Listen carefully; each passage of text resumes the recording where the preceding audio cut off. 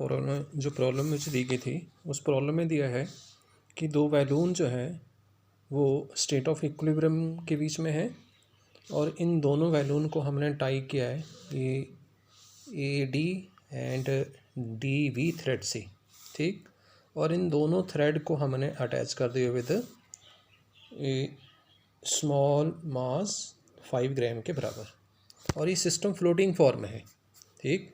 Balloon एक तरह से हवा में है और ये नीचे लटका हुआ है थ्रेड के साथ, ये वाला वेट mg, ठीक।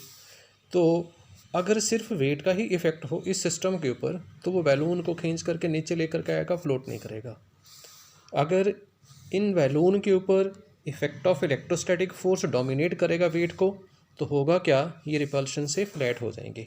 अगर सिस्टम इस फॉर्म में इक्विलिब्रियम के बीच में है तो इसका मतलब इस mg के इफ़ेक्ट को कोई ना कोई एक ऐसा फोर्स होगा जो बैलून के ऊपर अपर डायरेक्शन में एक्ट करके न्यूट्रलाइज कर रहा होगा, ठीक। तो बैलून के ऊपर क्या होगा, F1 फोर्स के बराबर एक आप थ्रस्ट एक्ट करेगा और ये आप थ्रस्ट क्या करेगा, इन तीनों दो बैलून प्लस इस mg वेट को फ्लोटिंग फॉर्म में एयर के बीच में रखेगा, ठीक।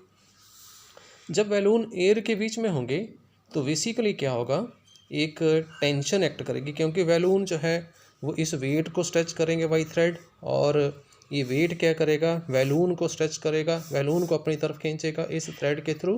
तो दोनों के बीच में क्या होगा, एक टेंशन एक्ट करेगी और मैंने उस टेंशन को ले लिया कैपिटल T के बराबर, ठीक। बैलून के ऊपर चार्ज ले लिया मैंने Q, ये दोनों चार्जेस क्या करेंगे, एक दूसरे को रिपेल करेंगे। तो AB पॉइंट के ऊपर जब ये दोनों बैलून आ जाएंगे तो सिस्टम स्टेट ऑफ इक्विलिब्रियम में हो जाएगा, ठीक। तो थ्रेड के बीच में जो टेंशन होगी इस D पॉइंट के ऊपर, उस टेंशन को मैं ब्रेक करूँगा इन टर्म्स ऑफ कंपोनेंट। इस T का जो पार्ट अपर डायरेक्शन में एक्ट करेगा वो होगा T cos theta and T cos theta के परपेंडिकुलर होगा ये। तो साइन कंपोनेंट एक दूसरे को कैंसिल आउट कर देंगे, बच गया T cos थीटा और ये भी T cos थीटा, तो टोटल बन गया 2T cos थीटा। ये 2T cos थीटा जो है ये mg के बराबर हो जाएगा और उसको मैंने बैलेंस भी किया हुआ यहाँ जैसे कि 2T cos theta is equal to mg, तो वहाँ से मैं टेंशन फाइंड कर लूँगा। नंबर 2,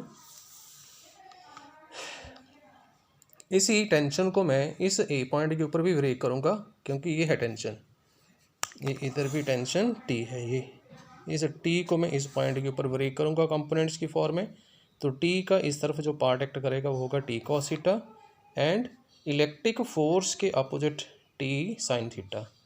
तो T cos थीटा को F1 that is up thrust ये बैलेंस कर देगा, बच गया हमारे पास FE and T sin theta, ये दोनों अपोजिट एक्ट कर रहे हैं। सो दैट्स वाई सिस्टम को इक्विलिब्रियम में होने के लिए ये इलेक्ट्रिक फोर्स किसी बैलून के ऊपर अदर बैलून के कारण ये T sin थीटा के बराबर हो जाएगी। ये तभी होगा जब सिस्टम जो है वो स्टेट ऑफ इक्विलिब्रियम में होगा। और इलेक्ट्रिक फोर्स को मैं मार्क कर दूंगा, बैलून के बीच में सेपरेशन ये है तो इलेक्ट्रिक फोर्स आ गई because of coulomb law. T sin theta, T की वैल्यू हमने फाइंड आउट की हुई है, ठीक। sin थीटा की वैल्यू आप इस राइट ट्रायंगल से फाइंड आउट कर सकते हैं। तो यहाँ से क्या आ जाएगा हमारे पास, मेरे लिए चार्ज की वैल्यू आ जाएगी और यही क्वेश्चन पूछा था कि इलेक्ट्रिक चार्ज की वैल्यू कितनी होगी। तो वैल्यू अप्लाई करने के बाद अगर आप कैलकुलेशन करेंगे तो चार्ज की वैल्यू ये वाली आ जाएगी, आपने कैलकुलेट करना है, ठीक। पर अप्रोच यही होगी। इस टाइप का क्वेश्चन मैंने एक आपको पहले भी सेंड किया था, गॉड नोज कि आपने इस प्रॉब्लम को क्यों नहीं अंडरस्टूड किया। प्रॉब्लम में कुछ भी नहीं था प्रोवाइडेड, अगर आपने +1 ढंग से की हुई है तो टेंशन का कॉन्सेप्ट आता है यहाँ पर वहाँ पर, और टेंशन का कॉन्सेप्ट यहाँ पर भी आपको +2 के बीच में तंग करेगा। जब भी क्लासेज लगेंगी तो मुझे एक लेक्चर देना पड़ेगा कि टेंशन का कॉन्सेप्ट डेवलप होता कैसे, बेसिकली क्या मिथ है इसके पीछे, क्या मिस्ट्री, क्या मैकेनिज्म है, कब ये टेंशन अपना रोल प्ले करती है।